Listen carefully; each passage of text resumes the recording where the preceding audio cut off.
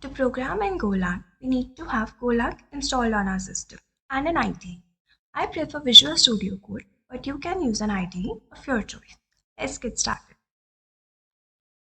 Go to your browser and search go.dev. Click download.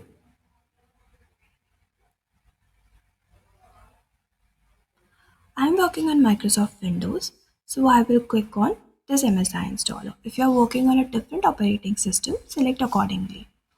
Now, after the download is complete, you have to follow a sequence of steps. The steps are quite straightforward. I have already followed them, so I'll skip to the next step.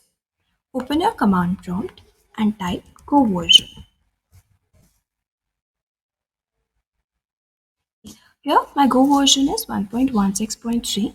It will be shown on your system according to the version. This shows that my system successfully has Go in. Here, we have to go and check the environment variable. Click on environment variables and see the GOPATH here is user/username/go.